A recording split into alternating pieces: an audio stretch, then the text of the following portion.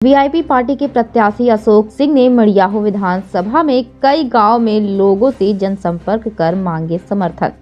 आज मड़ियाहू विधानसभा में VIP party के प्रत्याशी उद्योगपति अशोक सिंह ने आज नोनारी सब्जी मंडी में लोगों से जनसंपर्क कर अपना चुनाव चिन्ह नौका बताकर लोगों से मांगे समर्थन।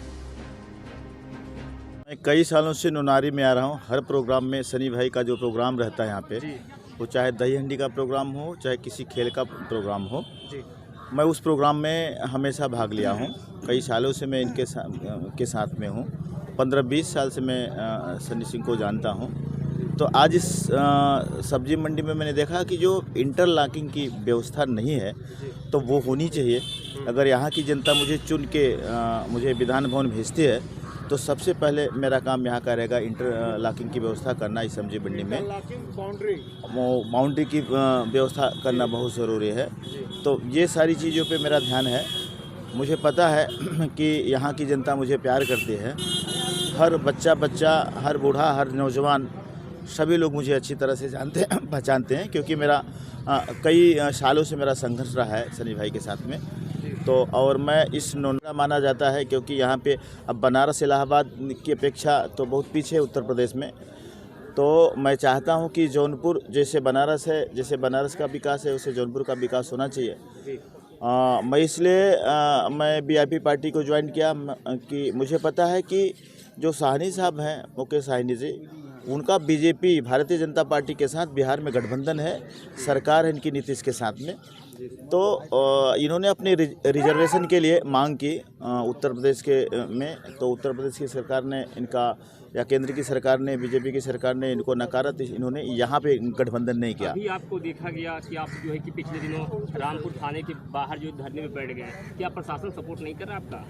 बिल्कुल नहीं कर रहा है। इसलिए मैंने मीडिया वालों से रूबरू हो उस दिन भी कहा, आज भी मैं कह रहा हूँ। अभी भी उनका कमिटमेंट है कि मैं उनके ऊपर एफआईआर करूँगा। लेकिन यशो के ऊपर क्या रही होगी? वजह ये थी कि मेरी 2 गाड़ियाँ परमिशन के साथ जा रही थी। उनका कहना था कि आपकी गाड़ी में जो बड़े झंडे हैं, ये बैनर हैं, वो नहीं लगने चाहिए, परमिशन के साथ होनी चाहिए। मैंने कहा बिल्कुल मेरे गाड़ी का परमिशन है, मेरे ऑफिस का, मेरे कार्यालय का भी परमिशन है। तो उन्होंने कहा कि नहीं, इस तरह से आप बैनर पोस्टर नहीं लगा सकते। हमने कहा कि आचार संहिता के नियम को मैं भी जानता हूँ। 5वीं बार मैं चुनाव लड़ रहा हूँ।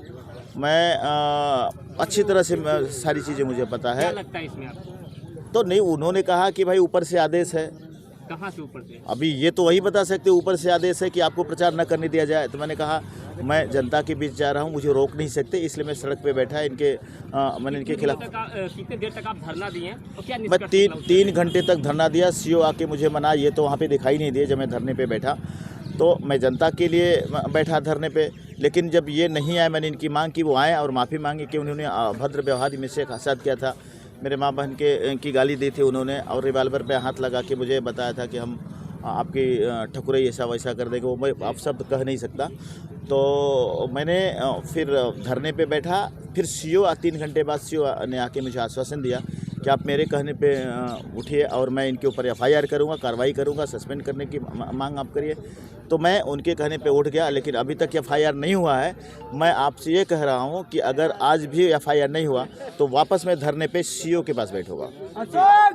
जिंदाबाद।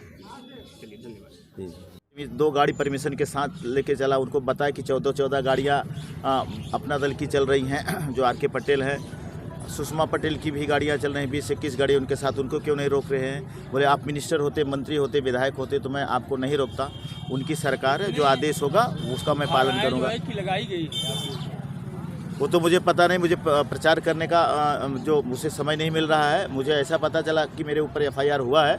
मैं उस एफआईआर की परवाह न करते हुए मैं जनता के बीच जा रहा हूं। कितने भी एफआईआर कर दें, लेकिन मैं चुनाव प्रचार को रोकूंगा नहीं। मैं चुनाव करते रहूंगा। सांसद डिम्पल यादव कल मड़ियाहू विधानसभा में आई थी। उन्होंने कहा कि हमारी सरकार आई तो हम 2 साल नहीं, 2 महीने नहीं, हम 5 साल तक लगातार मुफ्त राशन देंगे, और उसके साथ में गेहूं चावल के साथ में हम सरसों का तेल और घी भी उपलब्ध कराएंगे अपनी जनता को। उस पर आप क्या कहेंगे? सब बकवास है।